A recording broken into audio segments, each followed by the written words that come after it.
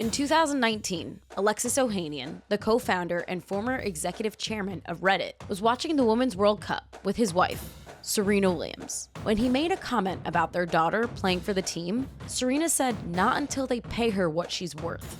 From that moment, Alexis made it his mission to close the pay gap in women's sports. He started by investing in Los Angeles' NWSL team, Angel City. We spoke with him and Giant Spoon marketing executive Laura Carenti about the true business value of women's sports.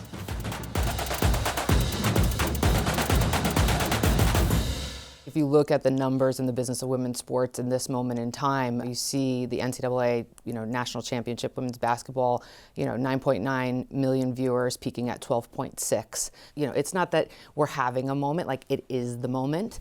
And when you look at those types of numbers in terms of fan engagement, fan consumption, fan attention, and then you look at the commercial side, these things aren't adding up, right? You've got 1% of total sponsorship dollars going to women's sports. You've got less than 5% of media coverage allocated to women's sports. We need to close this gap. What do you think is the biggest problem that can be solved right now? It's the curse of low expectations. It's striking, especially in the context of a precedent that we already have in plain view.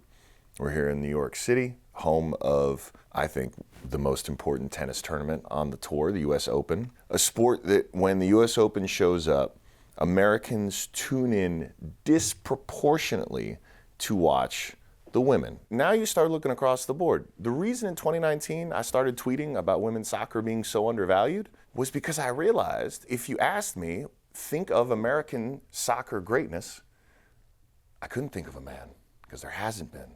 But I can think of a lot of women. Chastain with that penalty kick, taking off her shirt, screaming, everyone being thrilled. Mia Hamm in OG. And then in this newer generation, in 2019, when I was mouthing off, a team sold for $3 or $4 million. That same team had Megan Rapinoe on it. Megan Rapinoe is worth at least that much in revenue a year on her marketing prowess alone. So you don't have to be the smartest person in the room to say, okay, someone is doing a terrible job running the businesses of these clubs when you have individual players who, in spite of all of those low expectations in marketing and promotion, et cetera, still rise beyond. NIL has been such a tremendous win and will continue to be because you have women who are making millions of dollars a year in these brand deals in college who are now going to create this very uncomfortable situation because the free market has dictated that their influence is worth millions of dollars a year to brands, not because it feels good, because it makes them money.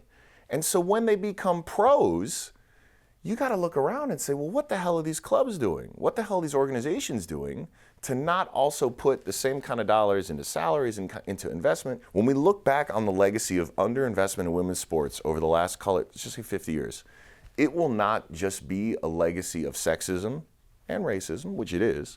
It'll be a legacy of gross business incompetence. You talked about the NCAA, you talk about tennis, Olympics. These are events that have huge women's stars. People tune in to the women more than the men or equal. But these are events that happen at the same time.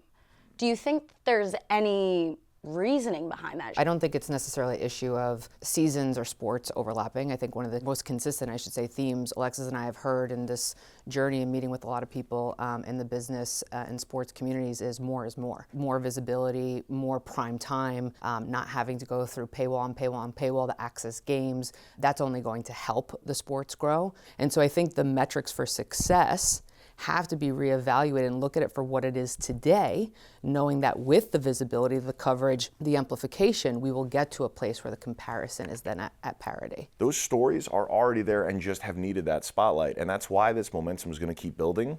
And that's why I saved the tweets of every single person who told me I was going to lose all my money by starting a women's soccer club. You're going to see this momentum continue. And I feel so lucky to just have gotten a surfboard at the right time to get on this wave, because of all the things I've been early and right into, this is the one that feels so much bigger. Feels like a seismic shift of support. Angel City was bought for $5 million. Our expansion fee, I can't even tell you how low the expansion fee was, but it was lower than that. But now the Bay Area has just signed their team for $53 million, tenfold of what Angel City pretty much paid, right? More. Does that make you, is that like a sigh of relief when you're like, no, I was right? I think for a lot of people who were here way before me, it's more of it's an about damn time.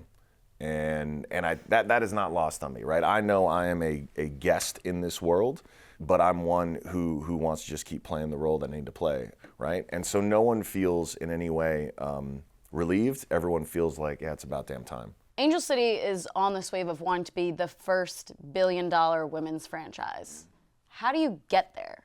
You build a rabid, dogged fan base all over the world. You continue to raise the bar on brand partnerships. You continue to demonstrate the value. Women's sports fans are such amazing supporters because they'll buy into the brands that are partnered with the clubs, right? I mean, there's real value there. I think women's sports is at this moment where the idea of being a sports and entertainment brand is where I think the future of women's sports is moving. And once you get to that unlock, the storytelling, the game day experience, the community involvement, looking at everything from merch collabs to social media assets. When you start building out that ecosystem, you're no longer just talking about an on-field product, but really the off-field product being comparable. I think you're in a whole different ballgame of valuation. Alexis, Laura, thanks so much for being here. I really appreciate it. There's so much more we could talk about, but gotta let you go. Thanks for having us. Thank you.